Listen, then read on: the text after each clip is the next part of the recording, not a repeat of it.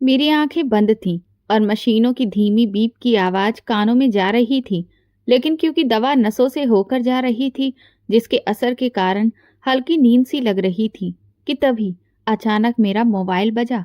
मैं थोड़ा सा आलस करते हुए जैसे ही फोन उठाया, कुछ ही सेकंड में मेरे अंदर जो कमजोरी थी वो भरपूर ताकत में बदल गई। मैंने तुरंत अपने हाथ में लगी हुई सिरिंज को खींचकर निकाला और पैर में चोट लगे होने के बावजूद लंगड़ाता हुआ बाहर की तरफ भागा। तभी अचानक नर्स से टकराते हुए बचा। वो मुझे इस तरह से जाते हुए देखकर जोर से चिल्लाई, आप कहाँ जा रहे हैं? लेकिन मैं एक पल के लिए भी नहीं रुका। जब उसने देखा कि मैं नहीं रुक रहा हूँ तो वो डॉक्टर को बुलाने लगी, लेकिन तब तक मैं वहां से निकल चुका था। मेरे साथ जो हुआ था उसके बाद अब यहाँ रुक पाना मेरे बस की बात नहीं थी। जैसे तैसे मैंने अपनी गाड़ी ड्राइव की और फैक्ट्री के पास पहुंचा, लेकिन वहां पर मैंने जो नजारा देखा उसने मेरे होश उड़ा दिए थे। धुएं का गुबार आसमान की ऊंचाइयों को छू रहा था। शोले इतने भयंकर तरीके से भड़क रहे थे कि ऐसा लग रहा था कि यहाँ कोई ज्वालामुखी था जिसमें आज सालों के बाद विस्फोट हुआ हो। आग की लपटें बहुत ऊंची ऊंची थीं। ये सब देखकर मेरी आंखों में आंसू आ गए। हाहाकार चारों तरफ मचा हुआ था। सब लोग दौड़ रहे थे, आग बुझाने की कोशिश कर रहे थे, लेकिन मैं पत्थर बना खड़ा था कि तभी एक आदमी अचानक तेजी से मेरे पास से भागता हुआ निकला और उसने मेरे हाथों में एक पर्ची पकड़ा दी।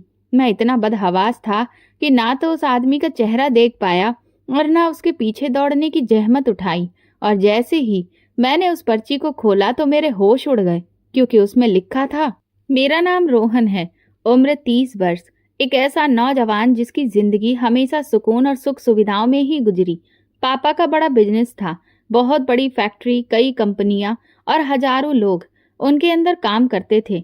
मैं 2 बहनों के बाद पैदा हुआ और इकलौता बेटा होने की वजह से हमेशा सबका खास ध्यान मेरी तरफ ही रहता। मेरी दोनों बहनें मुझसे बड़ी थीं और उन दोनों की शादी बहुत जल्दी कर दी गई। वो अपने घरों में खुश थीं और मैं मम्मी पापा के साथ रहता था। बचपन से ही मुझ पर ये जिम्मेदारी डाल दी गई थी कि एक दिन ये पूरा बिजनेस मेरे कंधों पर होगा। शायद इसीलिए पढ़ाई पूरी होने के बाद मुझे और कुछ भी सोचने या समझने की जरूरत ही नहीं पड़ी। मुझे पता ही नहीं चला कि कब मैं पापा के बिजनेस में शामिल हो गया और धीरे धीरे सारा काम संभालने लगा। शुरू में सब कुछ आसान लगा। ऑफिस में बैठे बैठे फैसले करना, प्रोजेक्ट्स देखना, वर्कर्स पर नजर रखना, सब जैसे पहले से तैयार था। मुझे सिर्फ उसमें जगह लेनी थी। लेकिन जिंदगी कभी इतनी सीधी नहीं होती, ये मैं बाद में जान पाया। उस वक्त तक तो मैं खुद को बहुत कामयाब समझ रहा था। पापा की इज्जत और नाम मेरे साथ था। जो लोग मुझसे मिलते वो असल में पापा की शख्सियत और उनके मुकाम को देखकर ही मुझे इज्जत देते थे। लेकिन मुझे ये लगता था कि ये सब मेरी मेहनत का नतीजा है। मेरी माँ की एक ही फिक्र थी, जब भी घर में कोई पार्टी होती या किसी रिश्तेदार की बेटी की शादी की बात चलती तो वो तुरंत मेरी तरफ देखने लगती और कहती, रोहन, अब तो तुम्हारी भी उम्र हो रही है, कब तक तुम अकेले रहोगे? मैं धीरे से हंसकर कहता, माँ, अभी तो मैं बिल्कुल ठीक हूँ, शादी की क्या जरूरत है? वो झट से जवाब देती, ठीक हो, लेकिन ऐसे कब तक घर में एक बहू आनी चाहिए? तुम ऑफिस के बाद भी अकेले हो जाते हो। हम चाहते हैं कि तुम्हारी जिंदगी पूरी हो जाए। मैं बात बदल देता, अक्सर अपने काम की व्यस्तता का बहाना करता। कभी कहता कि अभी बिजनेस को वक्त देना है, कभी कहता कुछ और साल रुक जाओ। लेकिन असल में मेरा दिल नहीं चाहता था। मुझे लगता था शादी एक बहुत बड़ी जिम्मेदारी है और मैं इस वक्त सिर्फ बिजनेस पर ध्यान देना चाहता था। कई बार मम्मी नाराज हो जाती।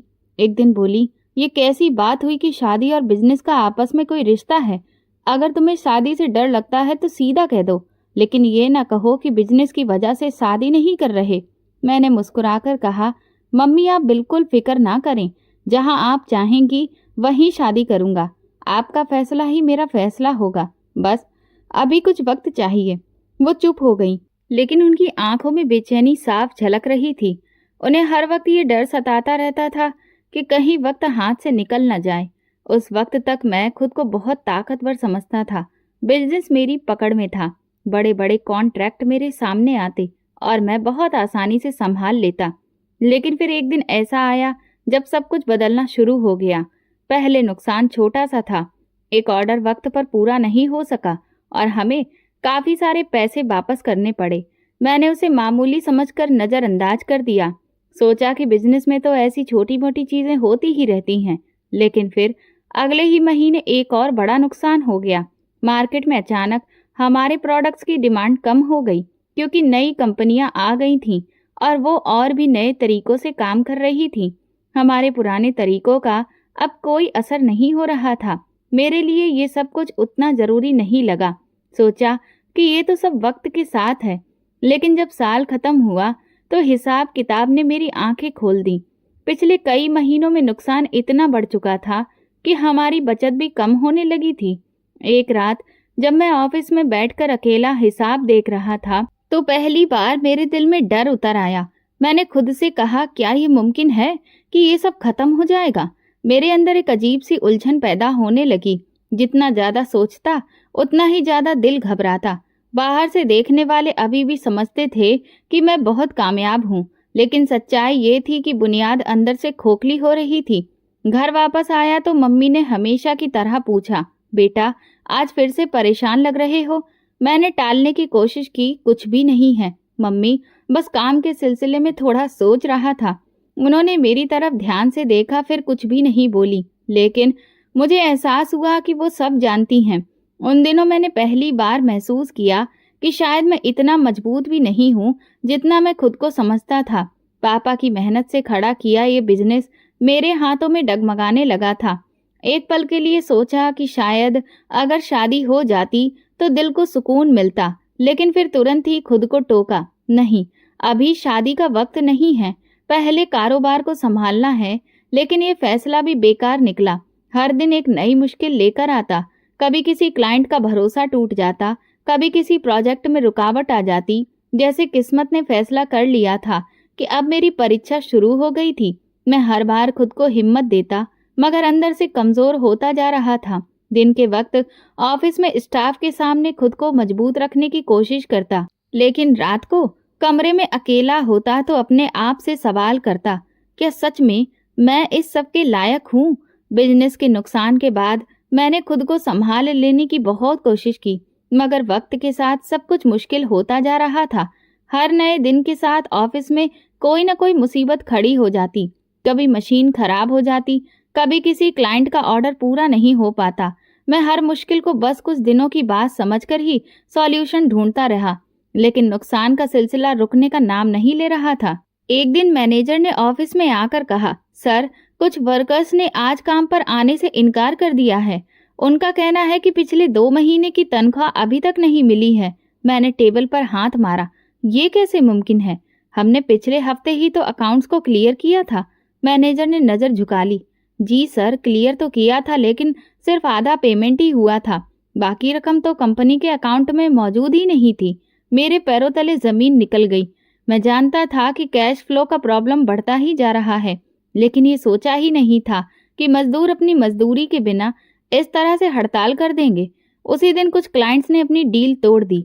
उनका कहना था कि हमारी प्रोडक्शन समय पर पूरी नहीं हो रही है और इसीलिए अब नई कंपनियों के साथ डील करने जा रहे हैं। घर आया तो मम्मी ने फिर से पूछा, बेटा आज भी तुम इतने थके हुए क्यों लग रहे हो?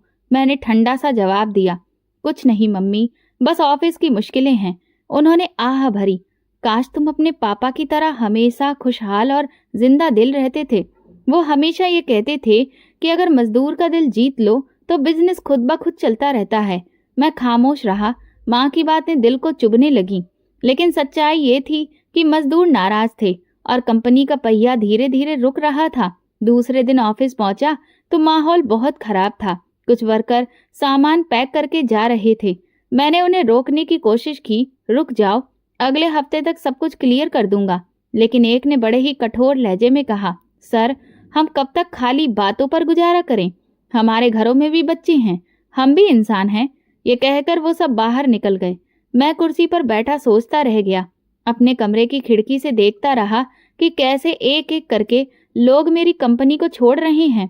अब मेरे पास एक ही रास्ता बचा था कि कहीं और बैठकर अपना ध्यान कुछ नए कामों पर लगाऊं, और ऑफिस का माहौल इतना बोझिल हो चुका था कि वहां काम करने की हिम्मत ही नहीं थी। उसी शाम मैं अपने लैपटॉप के साथ शहर के बड़े होटल में चला गया। वहां के कोने वाले टेबल पर बैठकर मैं खुद को व्यस्त करने की कोशिश करने लगा। बाहर की भाग दौड़ से दूर वहां मुझे कुछ सुकून मिलता था। सामने बड़ी बड़ी खिड़कियां थीं जिनसे शहर की रोशनी दिखाई देती थी। लैपटॉप खोला और कुछ कंपनियों को ईमेल भेजे, कुछ पुराने रिकॉर्ड चेक किए। दिमाग लगातार हिसाब किताब में उलझा हुआ था। कभी किसी नई डील की उम्मीद जगती, कभी अगले ही पल सब कुछ बेकार लगने लगता। घंटों बैठे रहने के बाद भी कोई खास नतीजा नहीं निकला। सिर्फ कुछ ही कंपनियों ने जवाब दिया था और वो भी शक से भरा हुआ था। मैं थकान से सिर पकड़कर बैठ गया। इतने में एक छोटी सी आवाज सुनाई दी, साहब कुछ चाहिए तो बताइएगा। मैंने चौंक कर ऊपर देखा। मेरे सामने एक 12 साल से भी कम उम्र का बच्चा खड़ा था। हाथ में एक पुराना सा कपड़ा था जिससे वो टेबल साफ कर रहा था। छोटा था, दुबला सा शरीर, मगर आंखों में एक अजीब सी चमक थी। मैंने अचानक उसे सर से पांव तक देखा। उसकी कमीज जगह जगह से फटी हुई थी, मगर वो पूरे आत्मविश्वास के साथ खड़ा था। उसने दोबारा कहा, साहब ऑर्डर लेना है तो बताइए। मैं लैपटॉप बंद करते हुए बोला, बस एक ठंडा पानी ला दो। वो मुस्कुराया, जी साहब। ये कहकर वो तेजी से आगे बढ़ गया। मैं कुर्सी पर बैठा उसे जाता हुआ देखता रहा। दिल के किसी कोने में सवाल ने जन्म लिया कि इतना छोटा बच्चा यहाँ काम क्यों कर रहा है। इस उम्र में तो उसे स्कूल में होना चाहिए था। कुछ पलों के बाद वो पानी का गिलास लेकर मेरे पास आया और बड़े ही तमीज के साथ मेरे सामने रखा और खामोशी से जाने लगा। मैंने सोचा कि आवाज दूं, उससे बात करूं, मगर फिर खुद को रोक लिया।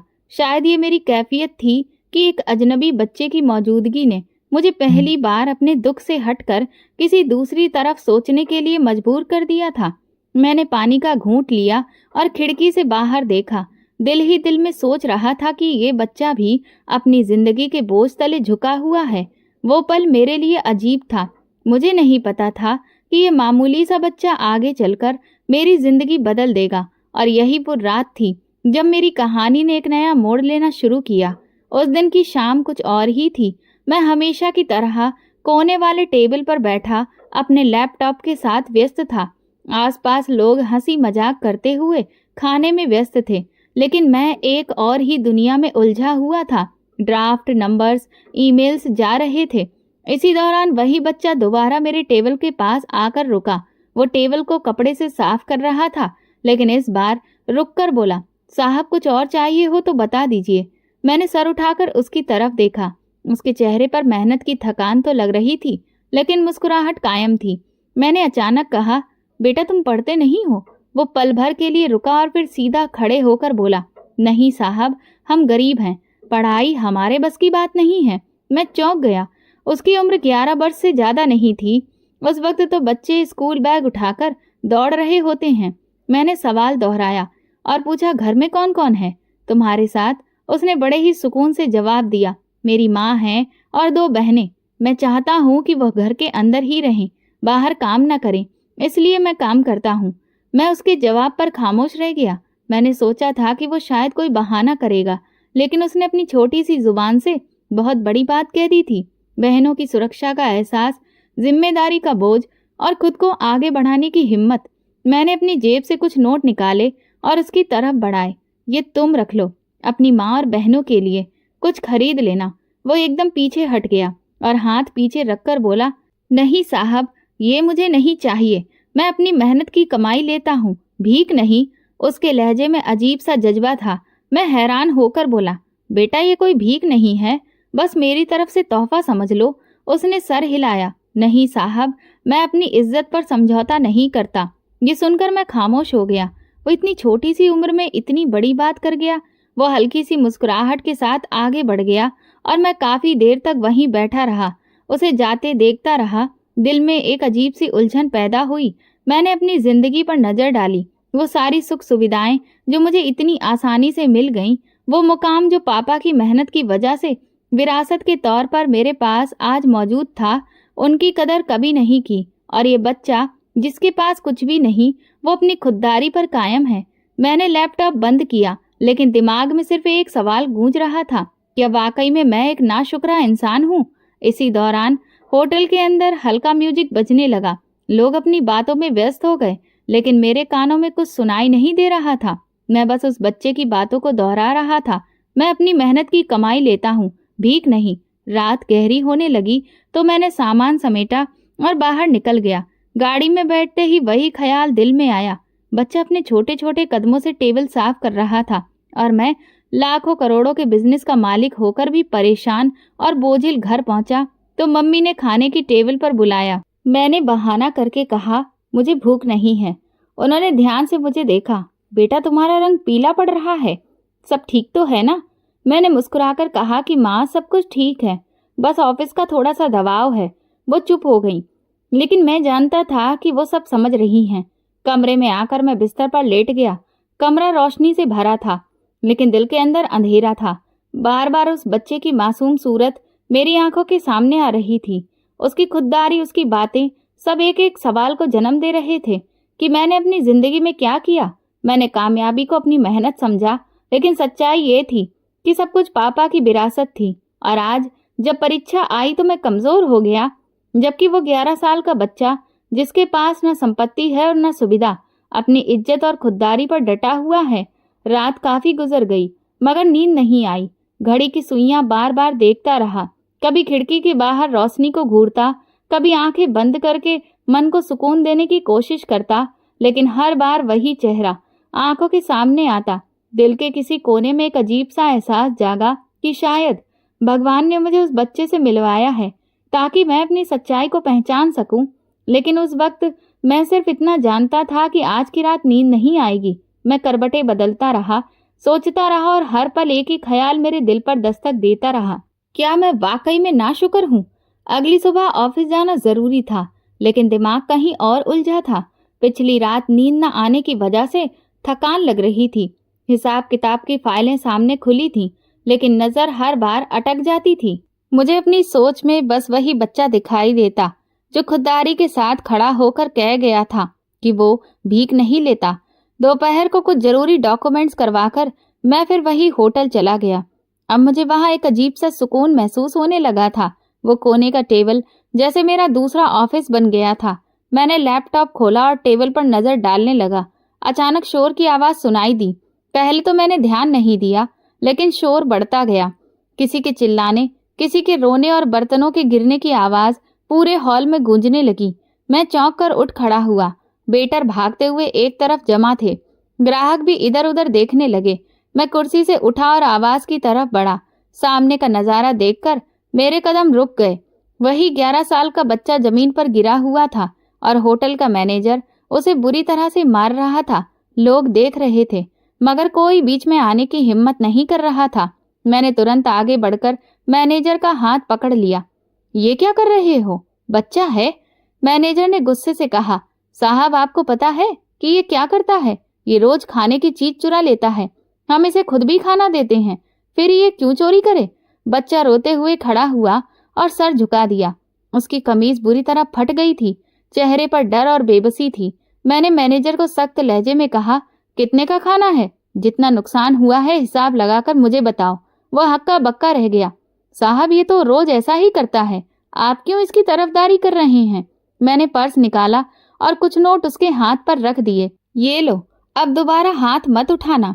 मैनेजर ने पैसे पकड़ लिए, लेकिन चेहरे पर नाराजगी थी। वो बड़बड़ाता हुआ पीछे हट गया और बच्चा मेरी तरफ देख रहा था। उसकी आंखों में वही चमक थी, लेकिन इस बार धन्यवाद के साथ नरमी भी शामिल थी। उसने धीमी आवाज में कहा, साहब, आपका धन्यवाद। अगर आप न होते तो वो मुझे बहुत मारता। मैं प्यार से बोला, तुमने खाना क्यों चुराया? कल तो तुमने कहा था कि तुम भीख नहीं लेते। वो एक पल के लिए खामोश हो गया, फिर बस इतना बोला, जरूरत थी साहब। ये कहते हुए उसने छोटा सा बैग उठाया जिसमें थोड़ा सा खाना था और तेजी से बाहर निकल गया। मैं वहीं खड़ा रह गया। दिल में बहुत सारे सवाल थे, मगर कोई जवाब नहीं था। वो बच्चा आखिर किस मजबूरी की वजह से ऐसा कर रहा था? मैं वापस अपनी टेबल पर आकर बैठ गया। लैपटॉप खोलने का दिल नहीं किया।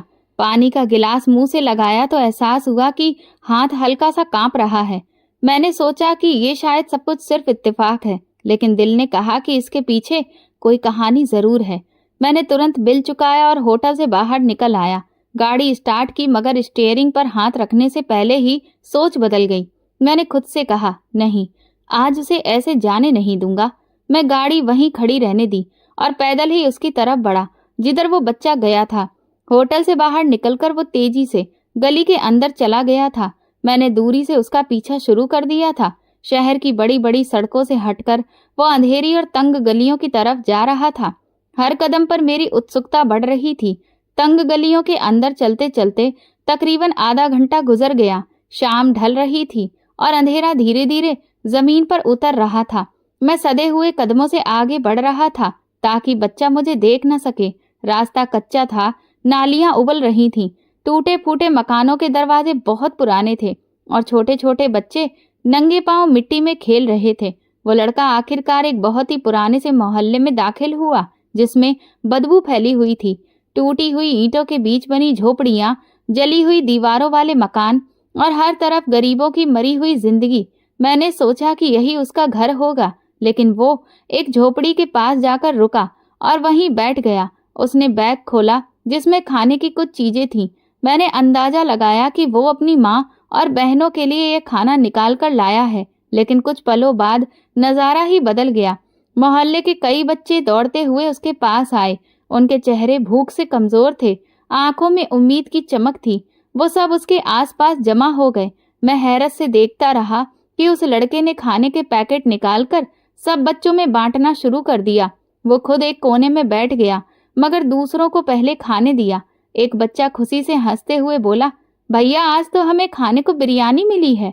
दूसरा छोटा सा लड़का खाना हाथ में लेते ही बोला, कल तो हमने बस पानी पिया था, आज शुक्र है। वो सब मासूम बच्चे जैसे कई दिनों से भूखे थे। हर एक को खाना मिला और वो खुशी खुशी खाने लगे। मैं पीछे खड़ा ये सब देख रहा था। मेरी आंखें हैरत से फैल गईं। मैंने सोचा था कि वो अपने परिवार के लिए खाना ले जा रहा है, लेकिन वो तो अपनी गरीबी के बावजूद दूसरों की भूख मिटा रहा था। इस उम्र के बच्चे तो अपनी पॉकेट मनी पर भी झगड़ा करते हैं, लेकिन ये बच्चा अपनी मुश्किलों को भूलकर दूसरों की फिक्र कर रहा था। मेरे कदम वहीं रुक गए। दिल ने कहा कि उसकी जिंदगी आम नहीं है, बल्कि जरूर कोई बड़ी कहानी छुपी हुई है। एक छोटी सी लड़की जिसके हाथ कांप रहे थे, वो बोली, भैया आपने हमें खाना दिया, भगवान आपको खुश रखेगा। बच्चा मुस्कुराया, तुम सब प्रार्थना करो कि कल भी कुछ मिल जाए। मैं ये सब सुनता रहा। हैरत और ताज्जुब ने मेरे दिल को जकड़ लिया था। वो लड़का एक पल के लिए रुका, सब बच्चों को देखता रहा, फिर उसने अपनी जेब से पुराना सिक्का निकाला और एक बच्चे के हाथ में दिया। ये तुम रख लो, कल खेलने के लिए काम आएगा। बच्चे खुशी से तालियां बजाने लगे। मेरे अंदर एक तूफान खड़ा हुआ। मैं सोच भी नहीं सकता था कि इतनी छोटी सी उम्र का लड़का इतनी बड़ी कुर्बानी दे सकता है। खुद भूखा रहकर दूसरों को खिला रहा है। ये जज्बा कहाँ से आया होगा? मेरे मन में वो लम्हा गूंजा जब मैं उसे नोट देना चाहता था और उसने मना कर दिया था। उस वक्त मुझे लगा था कि वो जिद्दी है, लेकिन अब समझ आया कि ये जिद नहीं, खुददारी है, और ये खुददारी ही उसे दूसरों का सहारा बना रही थी। मैं उसके करीब जाने के बारे में सोच ही रहा था कि अचानक उसकी नजर मुझ पर पड़ गई। उसने चौंक कर मेरी तरफ देखा। उसकी आंखों में हैरत और सवाल था।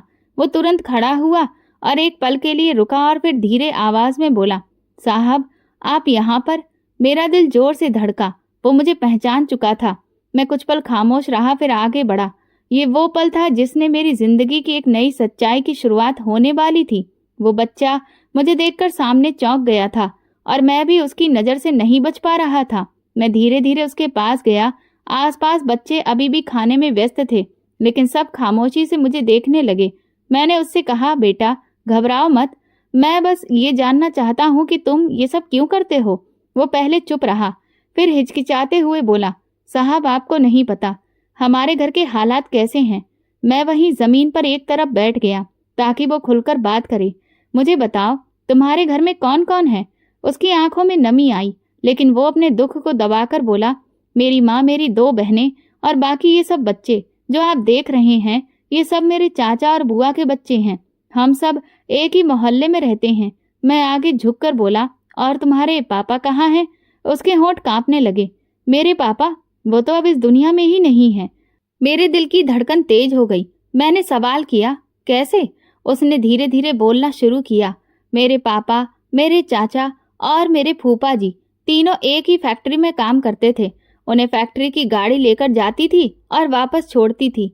एक दिन वो गाड़ी वापस आई तो लेकिन अंदर से कोई जिंदा नहीं निकला। सब लाशें थीं, सब लोग खत्म हो गए। मैं जैसे पत्थर का हो गया। वो अपनी छोटी सी आवाज में वो हादसा बयां कर रहा था, जिसे सुनकर मेरा दिल दहल गया। उसने रोते रोते कहा, उस दिन हम सबके घर में मातम पसर गया था। मेरी माँ बेहोश हो गई थी, चाची चिल्ला रही थी, बुआ के बच्चे रोते रहे। मेरे होंठों से मुश्किल से निकला, फिर क्या हुआ? उसने तल्ख लहजे में कहा, फिर कुछ भी नहीं हुआ साहब। कई महीने मेरी माँ, मेरी चाची और बुआ वहां काम करते रहे, लेकिन 1 रुपए भी तनख्वाह नहीं मिली। जब हमारी माँ ने फैक्ट्री के मालिक से जाकर बात की, अपना अधिकार मांगा, तो पता है क्या हुआ? मैंने धड़कते दिल के साथ कहा, क्या हुआ? वो गुस्से और दुख के मिले जुले अंदाज में बोला, उन्हें धक्का देकर निकाल दिया गया। कहा कि तुम लोगों का पति और भाई मर गया, अब हमें क्यों परेशान कर रहे हो? हमें तुम्हारी सैलरी से कोई मतलब नहीं है। ये सुनकर मेरे पूरे शरीर में ठंडी लहर दौड़ गई। मैंने पहली बार महसूस किया कि पसीना मेरे माथे पर जमा हो रहा है। हालांकि मौसम ठंडा था।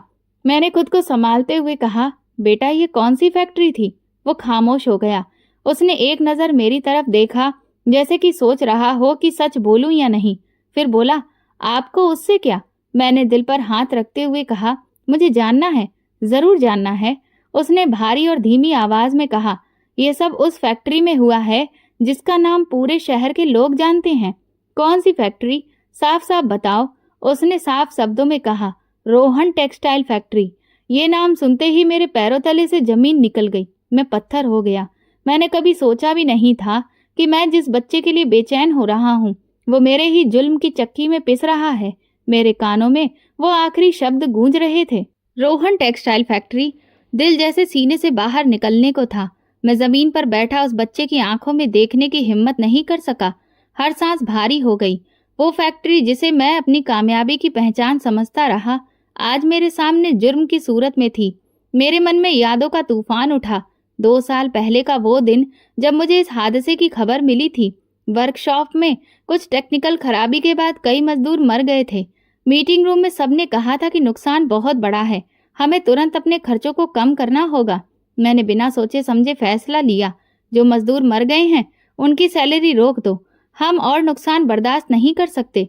उस वक्त मुझे लगा था कि ये एक बिजनेस का फैसला है, लेकिन आज इस एक फैसले ने एक बच्चे की जिंदगी भूख और गरीबी में धकेल दी थी। मैंने कांपते हुए हाथ उस बच्चे के सामने जोड़ दिए। बेटा मैं कसूरवार हूँ, मुझे माफ कर दो। मैं ही वो हूँ जिसने तुम लोगों का अधिकार मारा है। वो चौंक कर पीछे हटा। साहब आप? मेरी आंखों से आंसू बह निकले। मैंने कहा, हाँ, मैं ही उस फैक्ट्री का मालिक हूँ, वही इंसान जिसके फैसले ने तुम्हारे घर के चिरागों को बुझा दिया। मुझे अंदाजा नहीं था कि मेरे आदेश से इतनी जिंदगियां बर्बाद हो जाएंगी। उसने जवाब दिया, साहब माफी मांगने से मेरे पापा वापस आ जाएंगे क्या? हमारे घर की खुशियां मिल जाएंगी वापस? मेरे पास कोई जवाब नहीं था। मैंने सिर्फ इतना कहा, नहीं, मैं सब कुछ वापस नहीं दे सकता, लेकिन जो कुछ बचा है उसे मैं बेहतर कर सकता हूँ। बस तुम एक मौका दे दो। वो सिर झटक कर बोला, हमने बहुत कुछ सहा है। मेरी माँ को सबके सामने बेइज्जत किया गया, मेरी चाची और बुआ को धक्का दिया गया। आपके लिए शायद ये सिर्फ एक बिजनेस था, हमारी तो जिंदगी थी। मैंने हाथ जोड़कर कहा, मैं मानता हूँ कि मैंने गलती की है, लेकिन भगवान गवाह है कि अब मैं सब कुछ पूरी तरह से ठीक करने की कोशिश करूंगा। तुम्हारे परिवार वाले मुझसे दुश्मनी नहीं बल्कि मेरे लिए प्रार्थना करेंगे, ये मेरा वादा है। वो खामोश खड़ा रहा। उसके होंठ कांप रहे थे, मगर आंखों में गुस्सा और दर्द था। उसने धीमी आवाज में कहा, साहब मैं आपके हाथ से पैसे नहीं लिए थे, क्योंकि मुझे अपनी मेहनत पर भरोसा है। आज भी मैं आपकी माफी को नहीं अपना सकता। उसकी बात मेरे दिल पर चोट कर गई। मुझे लगा जैसे मेरा सर घूम रहा है, मगर मैंने हिम्मत नहीं हारी। मैंने कहा, चाहे तुम मुझे अभी माफ ना करो, लेकिन एक दिन मैं तुम्हें यह भरोसा दिलाऊंगा कि मैं सब कुछ ठीक कर सकता हूँ।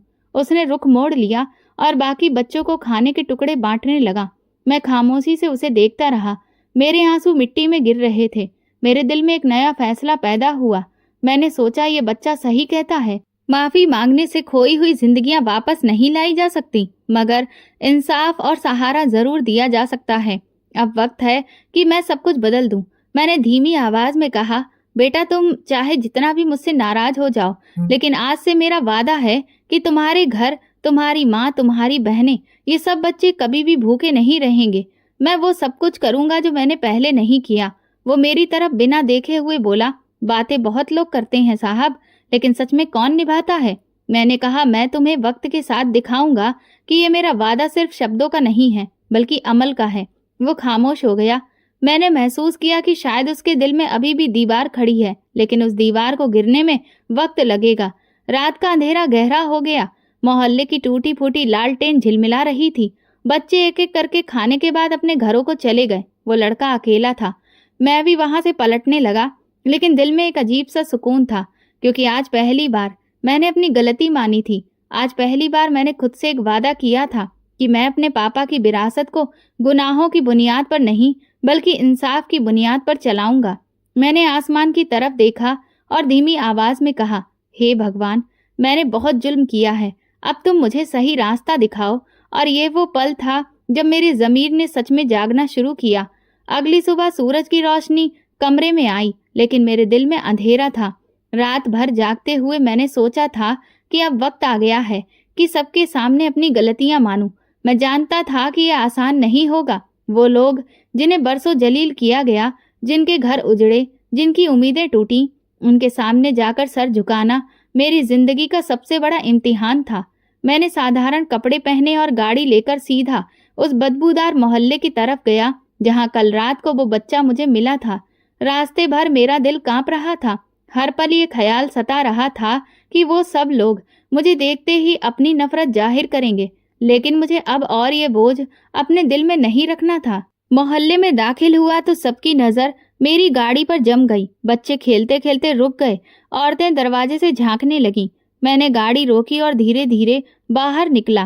कुछ पलों के लिए खामोशी छा गई, जैसे सबको यकीन नहीं आ रहा हो कि मैं वाकई में उनके बीच में खड़ा हूँ। मैं सीधा उन औरतों के पास गया जो अपने दरवाजे के पास बैठी हुई थी।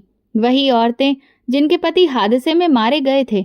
उनकी आंखों में शिकायत थी, चेहरे गुस्से और दुख से भरे हुए थे। मैंने उनके सामने सर झुका लिया। मैं आप सबका मुजरिम हूँ। मेरी आवाज कमजोर थी। आपके पतियों ने मेरी फैक्ट्री में अपनी जान गंवा दी, लेकिन मैं उनका अधिकार उन्हें नहीं दे पाया। उनकी सैलरी रोक कर मैंने जुल्म किया और फिर आप सबको बेइज्जत करके निकाल दिया गया। एक औरत ने कड़वे लहजे में कहा, अब तुम यहाँ क्यों आए हो? जब हमें रोटी चाहिए थी तब तुमने दरवाजे बंद कर दिए। जब हमारे बच्चे भूखे सो रहे थे तब तुम्हें हमारी याद नहीं आई। मैंने आंखों में आंसू लेकर कहा, आप बिल्कुल सही कह रही हैं। मैंने गलती की, बहुत बड़ी गलती की, मगर आज मैं सब कुछ ठीक करने आया हूँ। जो कुछ छीना गया है वो वापस करने आया हूँ। वो सब एक दूसरे को देखने लगी। मैं घुटनों के बल बैठ गया। चाहे आप लोग मुझे माफ करें या ना करें, लेकिन मैं अपना फर्ज अदा करूंगा। लेकिन आपकी प्रार्थनाओं के बिना मेरा बोझ कभी हल्का नहीं होगा। वो पल बहुत भारी था। आसपास लोग जमा हो गए। सबकी नजरें मुझ पर थीं। मैं जमीन पर झुका रहा, जैसे अपने गुनाहों को जमीन में दफन करना चाहता हूँ। इसी दौरान मेरा फोन बजा। माँ की कॉल थी। मैंने तुरंत बात की। उनकी आवाज में परेशानी थी। रोहन, तुम कहाँ हो बेटा? सुबह से घर पर नहीं हो? मैं थोड़ा हिम्मत करके बोला, मम्मी, मैं उन लोगों के पास आया हूँ जिनका अधिकार मैंने मारा था। वो चौंक गई। क्या मतलब है? कौन लोग? मैंने सब कुछ साफ शब्दों में बता दिया। फैक्ट्री का हादसा, मजदूरों की सैलरी रोकना और उनकी औरतों को बेइज्जत करना, और आज उनके सामने सर झुकाना। फोन पर कुछ पल खामोशी रही, फिर मम्मी की आवाज आई, रोहन, ये तुमने बहुत देर से किया, लेकिन अच्छा किया कि आखिरकार तुमने सच्चाई को खुद से मान लिया। मैंने भर्राई हुई आवाज में कहा, मम्मी, क्या आप मुझे माफ करेंगी? मैं पापा की विरासत को दागदार कर दिया है। उन्होंने जवाब दिया, बेटा, इंसान गलती करता है, मगर असली इंसान वो है जो अपनी गलती मान ले। मैं तुम्हें माफ करती हूँ। अब तुम्हें हिम्मत नहीं हारनी है, बल्कि तुम सबके सामने खड़े रहो। भगवान तुम्हें हिम्मत देगा। मम्मी की बातों ने मुझे थोड़ा हौसला दिया। मैंने फोन बंद किया और दोबारा से उन औरतों की तरफ देखा। उनके चेहरे अभी भी सख्त थे, लेकिन उनकी आंखों में नरम रोशनी उतरने लगी थी। एक बूढ़ी औरत ने कहा, रोहन, तुम्हारे पिता एक अच्छे इंसान थे। उन्होंने कभी किसी का दिल नहीं दुखाया। हमें तुमसे शिकायत है, लेकिन अगर तुम सच में माफी मांगने आए हो तो हम तुम्हें माफ कर देंगे। दूसरी औरत ने सर हिलाया। हाँ, हमारे पति वापस तो नहीं आ सकते, लेकिन अगर तुम हमारे बच्चों का सहारा दोगे तो शायद हमारा दुख हल्का हो जाए। मेरे आंसू बहने लगे और हाथ जोड़कर कहा, मैं वादा करता हूँ, आज से आप में से कोई भी भूखा नहीं सोएगा। मैं आप सबका सहारा बनूंगा। वो सब एक दूसरे को देखते रहे। फिर उन्होंने सर हिला दिया। उनके होंठों से निकला, हमने तुम्हें माफ किया। मेरे दिल का बोझ बहुत हल्का हो गया। ये पहला मौका था जब मुझे लगा कि शायद मैं वाकई बदल सकता हूँ। मोहल्ले से वापसी पर मेरे दिल में एक अजीब सा सुकून उतर आया था। औरतों के मुंह से निकले हुए शब्द हमने तुम्हें माफ किया बार बार कानों में गूंज रहे थे, लेकिन मैं जानता था कि ये सब शुरुआत है। असली इम्तिहान तो अभी बाकी है। वादे कर देना बहुत आसान होता है, लेकिन उन्हें निभाना मुश्किल होता है। और मुझे अब ये साबित करना था कि मैं वाकई में बदल गया हूँ। अगले दिन मैं सीधा ऑफिस पहुंचा। मैनेजर और अकाउंटेंट दोनों को कमरे में बुलाया। फाइलें सब तरफ फैली हुई थीं। मैंने सबके सामने कहा, जितने भी मजदूर हैं जिनकी सैलरी रुकी हुई है, सबका पूरा हिसाब अभी के अभी मेरे सामने किया जाए। अकाउंटेंट ने घबराकर कहा, सर, पैसों की कमी है।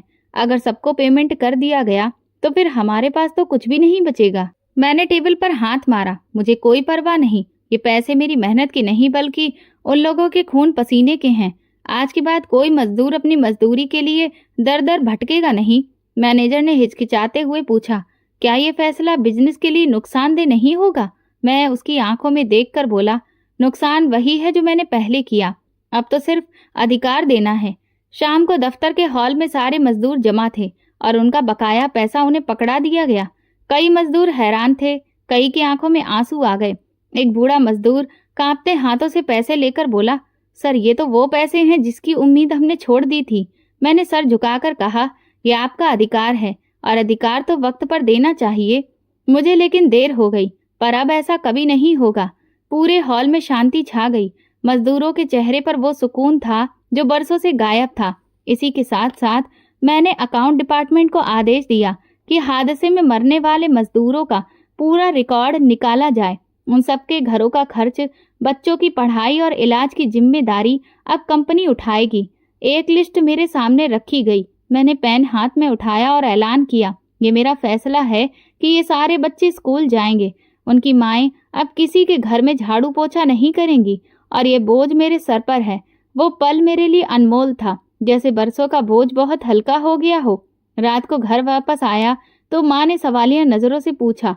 मैंने उन्हें सब कुछ बताया, मजदूरों का पेमेंट करने वालों की लिस्ट, बच्चों की पढ़ाई। वो सुनकर आंखों में आंसू लेकर बोली, भगवान तुम्हें कामयाब करेगा। ये वही रास्ता है जो तुम्हारे पापा चाहते थे।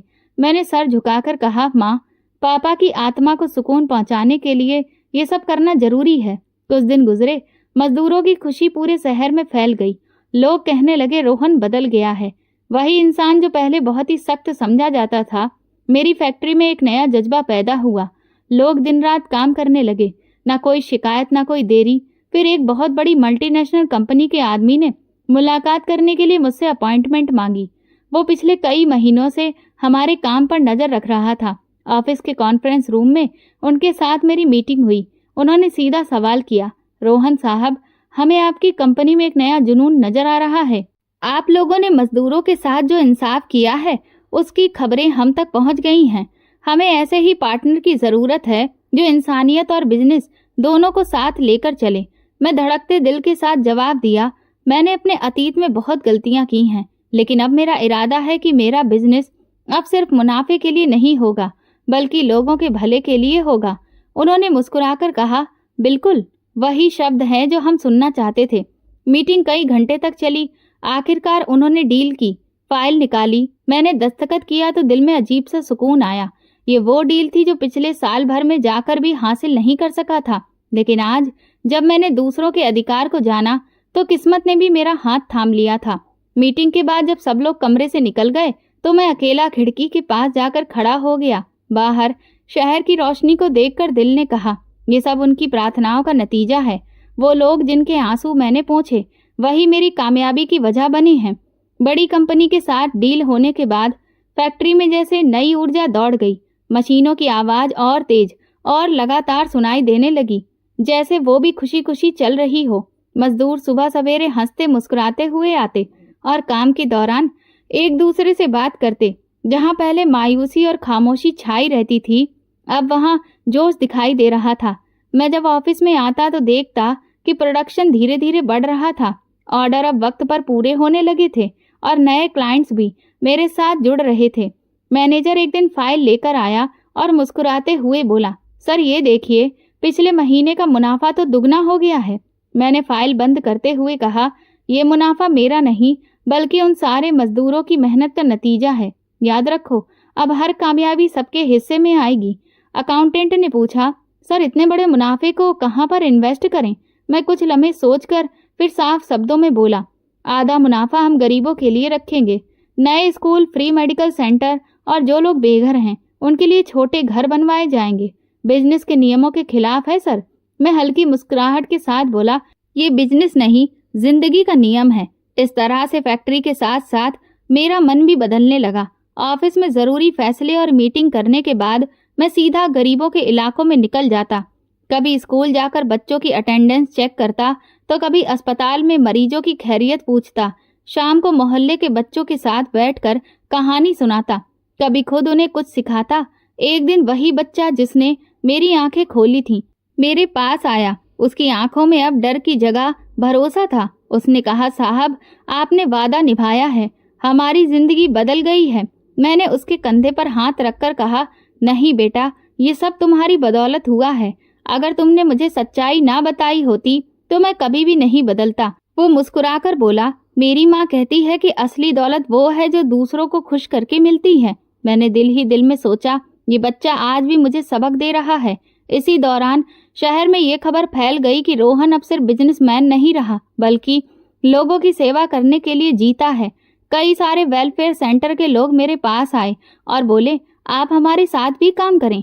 लेकिन मैंने साफ जवाब दिया, मैं वही करूंगा जिससे पूरी तरह से सिर्फ गरीबों को फायदा पहुंचे। एक दिन मम्मी मेरे कमरे में आई। उनकी आंखों में खुशी की रोशनी थी। बोली, बेटा मैं देख रही हूँ कि तुम अब बदल गए हो। अब तुम्हारे चेहरे पर वो सुकून है जो पहले कभी नहीं था। मैंने मुस्कुराकर कहा, मम्मी ये सब उन प्रार्थनाओं का नतीजा है जो लोगों ने मेरे लिए की थी। पहले मैं समझता था कि पैसा ही सब कुछ है, लेकिन असली दौलत तो ये सुकून है। रात को जब कभी अकेले में बैठता तो सोचता कि ये सफर कहाँ से कहाँ ले आया है। एक वक्त था जब मैं सिर्फ अपनी कामयाबी के सपने देखता था और आज आधी कमाई दूसरों के लिए दान दे दी। लेकिन हैरत ये थी कि बिजनेस कम होने की जगह दिन दूनी रात चौगनी तरक्की कर रहा था। अक्सर मैनेजर हैरानी से कहता, सर ये कैसे मुमकिन हो सकता है कि आधी आमदनी दान में देने के बावजूद कंपनी के मुनाफे में धीरे धीरे बढ़ोतरी ही होती जा रही है। मैं सिर्फ एक जवाब देता, ये सब उन प्रार्थनाओं का चमत्कार है।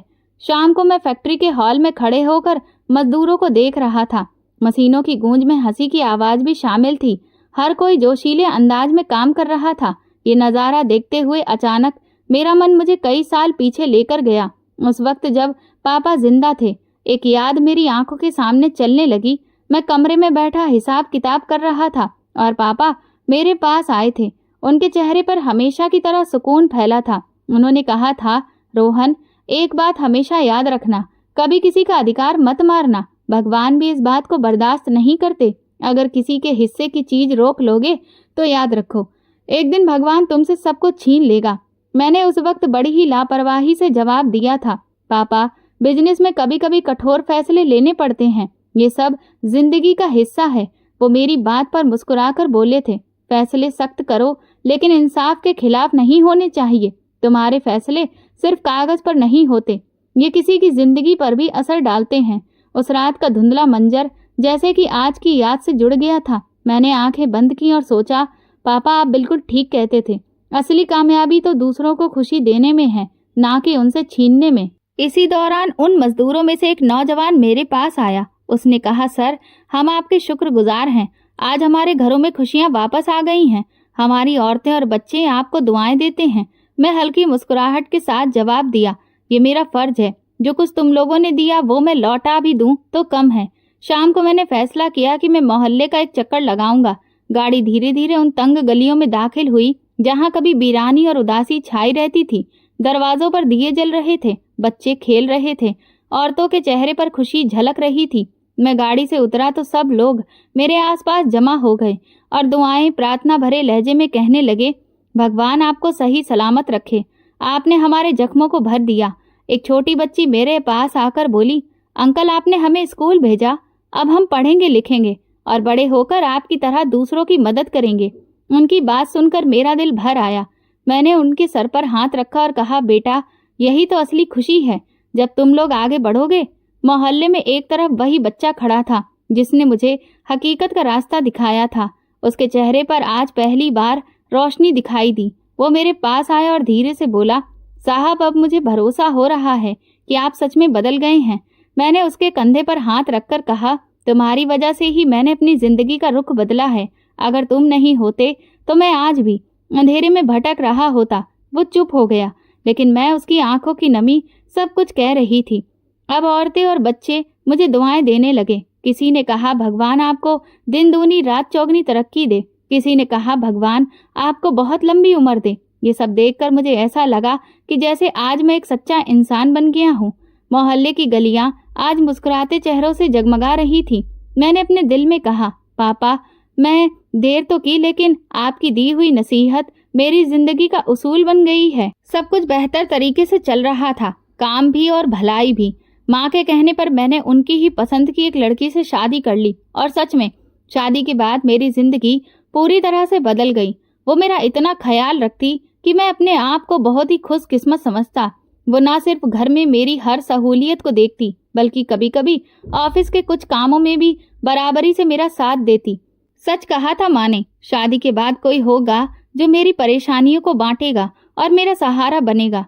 उनकी कही हुई एक एक बात सच हो रही थी। मुझे लगा था कि शायद अब जिंदगी इसी तरह से चलती रहेगी, लेकिन नहीं। कब जिंदगी कौन सा मोड़ ले ले कोई नहीं जानता। हमारी फैक्ट्री के प्रोडक्शन और दिन रात की तरक्की को देखते हुए एक बहुत बड़ी इंटरनेशनल कंपनी ने मीटिंग के लिए हमें बुलाया ताकि वो अपने प्रोडक्शन को लेकर हमसे बात कर सकें। मैं वहां पहुंचा तो कई और जाने माने बिजनेसमैन वहीं मौजूद थे। सबने अपनी अपनी कंपनी की डाटा रिपोर्ट्स उनके सामने रखी, जिसे उनके खास लोगों ने बहुत अच्छे से एनालाइज किया और ये तय किया गया कि एक हफ्ते में वो जवाब दे देंगे कि ये डील किसको मिलेगी। न जाने क्यों मुझे अंदर से एक आवाज सुनाई दे रही थी कि ये डील मेरी ही होगी। जब मैं वापस ऑफिस पहुंचा तो मैनेजर कहने लगा, सर, अगर ये डील पक्की हो गई तो हम एक दूसरी फैक्ट्री भी आराम से स्टार्ट कर सकते हैं, क्योंकि इसके बाद तो हमारा नाम भी होगा और जो मुनाफा है वो तो तकरीबन 20 गुना ज्यादा होगा। मैंने मुस्कुराते हुए कहा, हाँ बिल्कुल, तुम सही कह रहे हो। मैं भी सोच चुका था कि अगर ये डील फाइनल हुई और सही समय पर हमने सारे प्रोडक्ट्स की डिलीवरी कर दी तो उससे जो भी फायदा होगा, मैं कई एकड़ जमीन खरीदकर उस पर पापा के नाम से एक सोसाइटी बनाऊंगा, जहां पर मेरी फैक्ट्री में काम करने वाले मजदूर और उनके परिवारों को रहने के लिए फ्री में घर, पार्क और जो भी बेसिक सुविधाएं होती हैं वो सब उस सोसाइटी के अंदर ही उन्हें उपलब्ध कराऊंगा। मैंने तुरंत ही मजदूरों के साथ मीटिंग रखी और उनके बीच अपने इस विचार को भी रखा। इसे सुनते ही वो सब खुशी से उछल पड़े और कहने लगे कि आप फिक्र मत करिए, इस डील को पूरा करने के लिए हम दिन रात काम करने के लिए तैयार हैं। मजदूरों में इतना जोश देखकर मैं खुशी से भर गया। लेकिन अगले ही दिन मेरे पास एक कॉल आया जिसमें मुझे धमकी दी गई कि अगर मैं इस डील से पीछे नहीं हटा तो अपनी जान से हाथ धो बैठूंगा। मुझे लगा कि कोई यूं ही मुझे धमकाने की कोशिश कर रहा है, लेकिन मैं डरने वालों में से नहीं था। बस थोड़ी सावधानी बरतनी थी। इस वजह से मैं थोड़ा सा सतर्क हो गया और इस बारे में किसी को कुछ भी नहीं बताया, क्योंकि मैं नहीं चाहता था कि मेरे अपने बेवजह डर जाएं। लेकिन मुझे क्या पता था कि मेरी ये लापरवाही मुझ पर बहुत भारी पड़ जाएगी। जब मैं ऑफिस के लिए अपनी गाड़ी से निकला तो रास्ते में अचानक ब्रेक फेल हो गए और मेरा भयंकर एक्सीडेंट हो गया। आंख खुली तो सामने मम्मी और अपनी पत्नी को देखकर हैरान था। वो बहुत रो रही थी और परेशान भी थी। मैंने अपनी हालत देखी तब मुझे याद आया कि मेरे साथ क्या हुआ था। पूरे शरीर पर बहुत गंभीर चोट लगी हुई थी। ऐसे में मुझे सबसे पहले फैक्ट्री की याद आई। मैंने तुरंत अपनी पत्नी से मैनेजर को बुलाने के लिए कहा। वो कहने लगी कि आप ऐसी हालत में भी बिजनेस के बारे में सोच रहे हैं, आप आराम करिए और फिक्र मत करिए, मैनेजर ने सब कुछ संभाल लिया है।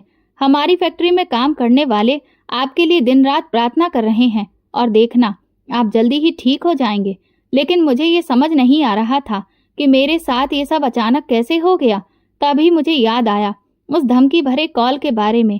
पहले सोचा कि पत्नी को इस बारे में बताऊं, लेकिन फिर सोचा कि वो कहीं और भी ज्यादा पैनिक ना हो जाए, इसलिए उससे कुछ भी नहीं कहा। लेकिन फैसला कर लिया कि जल्द से जल्द ठीक होने के बाद मैं पुलिस में रिपोर्ट दर्ज कराऊंगा। लेकिन उसकी नौबत ही नहीं आई। शाम के वक्त मम्मी और मेरी पत्नी घर गए हुए थे। कुछ देर के लिए तभी मेरा फोन बजा और जो खबर मैंने उसमें सुनी, मेरे होश उड़ गए। मैं अपनी तकलीफ, अपना दर्द सब कुछ भूल गया और लंगड़ाते हुए अस्पताल से बाहर निकला। मैं दौड़ता जा रहा था और पीछे नर्स मुझे बुलाती जा रही थी। डॉक्टर भी मुझे रोकने की कोशिश कर रहे थे, लेकिन मैंने उस वक्त किसी की भी नहीं सुनी। जैसे तैसे गाड़ी चलाकर मैं फैक्ट्री पहुंचा तो वहां का नजारा देखकर मेरी जान ही निकल गई। पूरी फैक्ट्री को आग लग चुकी थी। लपटें इतनी ऊंची थीं कि ऐसा लगता था आसमान तक पहुंच जाएंगी। हाहाकार मचा हुआ था। सारे मजदूर आग बुझाने के लिए पागलों की तरह दौड़ रहे थे। फायर ब्रिगेड को बुलाया गया था, लेकिन अभी तक एक भी गाड़ी नहीं आई थी। सब रो रहे थे, चिल्ला रहे थे और मैं जैसे बेजान पुतले की तरह खड़ा हुआ था कि तभी अचानक इस भाग दौड़ में एक आदमी मुझसे टकराया और तेजी से मेरे हाथ में एक पर्ची थमाकर भाग गया। मैं उस वक्त ऐसी बदहवास हालत में था कि ना तो उस आदमी का चेहरा देख सका और ना उसके पीछे दौड़ने की हिम्मत कर पाया। मैंने जैसे ही उस पर्ची को खोला तो होश उड़ गए। उसमें लिखा था, कहा था ना पीछे हट जाओ, लेकिन तुम नहीं माने, अब अंजाम भुगतो। फिर फायर ब्रिगेड आई, आग बुझाई गई, लेकिन सब कुछ खाक हो चुका था। न सिर्फ फैक्ट्री, मशीनें, लोगों की उम्मीदें, उनके सपने, सब कुछ। और मैं पूरी तरह से बर्बाद। मैं सर पकड़कर वहीं बैठ गया। कई घंटे, कुछ ही देर में ये खबर आग की तरह पूरे शहर में फैल गई।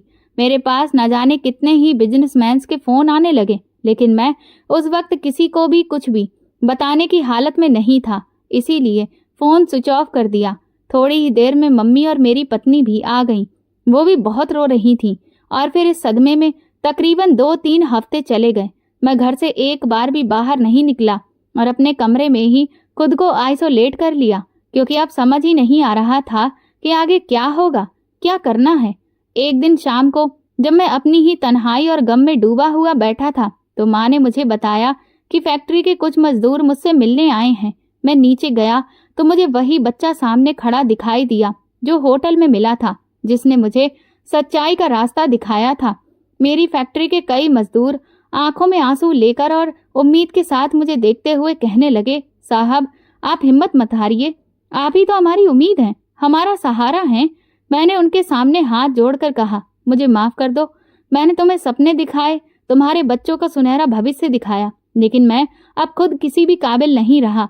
मजदूर कहने लगे, लेकिन ये सब अचानक कैसे हुआ? तो मैंने उन्हें और अपने घर वालों को सब कुछ बताया कि किस तरह से मुझे धमकियां मिल रही थी।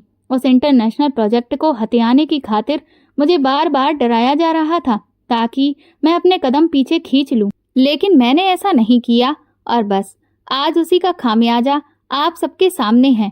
ये सुनते ही अचानक मजदूरों में गुस्से की लहर दौड़ गई। वो कहने लगे कि ऐसे कैसे कोई भी हमारे मालिक की जान के साथ खेल सकता है, उन्हें बर्बाद कर सकता है। मैंने कहा कि FIR दर्ज हो चुकी है, अब देखते हैं कि पुलिस क्या करती है, लेकिन मैं आप लोगों से यही कहूंगा कि आप मुझे माफ कर दीजिए और किसी दूसरी जगह काम ढूंढ लीजिए।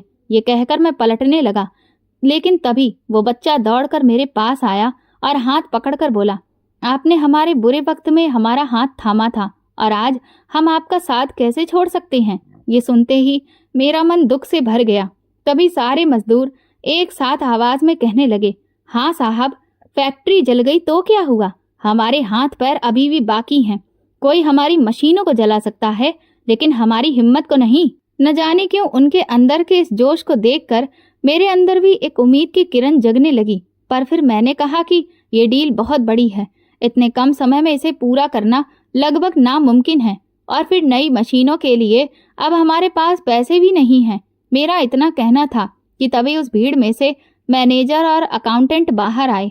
वो कहने लगे, सर अगर पैसों की बात है तो हमारे पास जितना होगा हम उतना आपको देंगे। कुछ ही देर में सामने वाली टेबल पर काफी सारे पैसे और मजदूर औरतों ने अपने कुछ छोटे मोटे गहने निकाल कर रख दिए। उन लोगों का प्यार देखकर मेरी माँ ने मुझे पुकारा कि जब ये लोग हार नहीं मान रहे तो तुम कैसे हार मान सकते हो? तुम अपने पिता की बरसों की मेहनत को इस तरह से एक पल में मिट्टी में कैसे मिलने दे सकते हो? नहीं, तुम्हें वो करके दिखाना होगा जो इस दुनिया को अब नामुमकिन लग रहा है। अगले दिन ही उस इंटरनेशनल कंपनी के सर का फोन मेरे पास आया। पहले तो उन्होंने मेरे साथ जो हादसा हुआ उसके लिए अफसोस जताया और साथ ही वो कहने लगे कि हम आपको ही ये डील देने वाले थे, लेकिन बिजनेस इमोशन से नहीं चलता है और इसीलिए अब हम ये डील आपको नहीं दे सकते। ये सुनते ही मेरी उम्मीद बिखर कर चकनाचूर हो गई। मेरी आंखों के सामने उन मजदूरों के चेहरे, उनके बच्चों की उम्मीदें एक साथ घूमने लगे। मैंने उनसे रिक्वेस्ट की कि आप एक बार मुझसे मुलाकात कर लीजिए। पहले तो वो नहीं माने, लेकिन मेरे बहुत ज़्यादा जोर देने पर 1 घंटे का वक्त उन्होंने मुझे दिया। अगले ही दिन वो मेरी जली हुई फैक्ट्री के बगल में जो छोटा सा ऑफिस मैंने बनाया था वहां पर मुझसे मिलने आए। काफ़ी देर मैं उन्हें समझाता रहा, लेकिन वो किसी भी बात के लिए राजी नहीं हुए क्योंकि वो अपना नुकसान नहीं करना चाहते थे। मैं हारी हुई उम्मीद के साथ उनके साथ जैसे ही ऑफिस से बाहर निकला तो सामने मेरी फैक्ट्री के मजदूर बैठे हुए थे। उन्हें देखकर मैं अचानक चौंक गया। मेरे लटके हुए चेहरे को देखकर वो समझ गए कि आखिरकार क्या हुआ है। तभी वो सब एक साथ उस कंपनी के मालिक को समझाने लगे। न जाने क्या हुआ कि उनकी बातों से वो कंपनी का मालिक थोड़ा सा कमजोर पड़ने लगा। फिर वो मुझसे बोला कि देखिए, अगर सारा माल समय पर तैयार नहीं हुआ तो मुझे बहुत बड़ा नुकसान उठाना पड़ेगा, क्योंकि ये सभी प्रोडक्ट्स समय पर विदेश भेजे जाने हैं। इससे पहले कि मैं कुछ कहता, मजदूर एक साथ कहने लगे, हम दिन रात एक कर देंगे आपके इस माल को तैयार करने में, बस आप एक बार हमें मौका देकर तो देखिए। उनकी उम्मीद और हिम्मत को देखते हुए कंपनी के मालिक ने हमें एक मौका दे दिया। ये मौका नहीं, एक लाचार इंसान के अपने पैरों पर दोबारा से खड़े होने की उम्मीद थी। अगले दिन ही मैंने अपने बंगले को गिरवी रख दिया और उन पैसों से कुछ मशीनें मंगवा ली। समय बहुत कम था और टारगेट बहुत बड़ा, लेकिन हमारी हिम्मत उससे भी बड़ी थी। हमारे पास सिर्फ 1 हफ्ते का ही समय था और सच कहूं तो जो नामुमकिन लग रहा था वो चौथे दिन गुजरते गुजरते मुमकिन लगने लगा, क्योंकि 4 दिनों से मेरी फैक्ट्री के मजदूरों ने फैक्ट्री को ही अपना अड्डा बना लिया था। मैं भी 4 दिन से घर नहीं लौटा था। खाना पीना, कुछ घंटे की नींद, सब कुछ इस जली हुई फैक्ट्री में ही हो रहा था। हमारे इस जोश के चर्चे धीरे धीरे सब तरफ होने लगे। लोग मुझसे फोन करके पूछने लगे कि क्या तुम और तुम्हारी फैक्ट्री के मजदूर पागल हो गए हो? लेकिन शायद जिंदगी में कुछ पाने के लिए ऐसा ही पागलपन चाहिए होता है। जब तक आप में पागलपन नहीं होगा आप कुछ भी हासिल नहीं कर सकते। और फिर वो दिन आया जब हमने तय समय पर इस डील को पूरा किया और पेमेंट हमारे हाथ में आ गया। सच कहूं तो यकीन ही नहीं हो रहा था कि हमने वो कर दिखाया जो कोई सोच भी नहीं सकता था।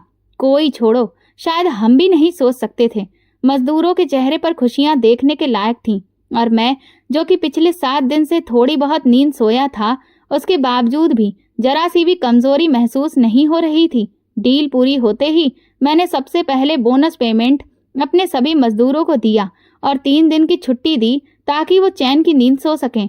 और इधर अपने बंगले को, जो कि गिरवी रखा था, छुड़ा लिया। इसके बाद तो जैसे हमारा नाम सब तरफ छा गया।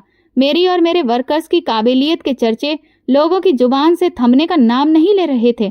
धीरे धीरे समय बीता और मैंने नई फैक्ट्री का काम जोर शोर से शुरू करवा दिया और जो मेरा वादा था कि मैं वर्कर्स को रहने के लिए एक अच्छी सोसाइटी दूंगा, उसका भी काम शुरू हो गया। आज मुझे बिजनेस की दुनिया का ग्लोबल अवार्ड मिल चुका है और ये सब कुछ सिर्फ और सिर्फ मेरे वर्कर्स की मेहनत का ही नतीजा है। मुझे उम्मीद है कि मेरे पिता को मुझ पर गर्व होगा और मैं हमेशा कोशिश करूंगा कि अपनी सच्चाई और मेहनत के रास्ते को कभी भी ना छोड़ूं। इधर पुलिस ने भी जिस राइवल कंपनी ने मेरे खिलाफ ये साजिश की थी उसका पर्दाफाश कर दिया और उनका लाइसेंस रद्द कर दिया गया। सच कहा है किसी ने, बुराई का रास्ता आपको कभी भी ऊंचाइयों पर नहीं पहुंचा सकता। एक ना एक दिन आप गड्ढे में जरूर गिरेंगे और उन लोगों का भी वही हाल हुआ। तो दोस्तों, अगर आपको हमारी ये कहानी पसंद आई हो तो प्लीज कमेंट करके जरूर बताइएगा। वीडियो को लाइक करें और ज़्यादा से ज़्यादा शेयर करें। अगर आप चैनल पर नए हैं तो सब्सक्राइब जरूर करें और नोटिफिकेशन बेल दबाएं ताकि अगली अपडेट सबसे पहले आपको मिले। धन्यवाद।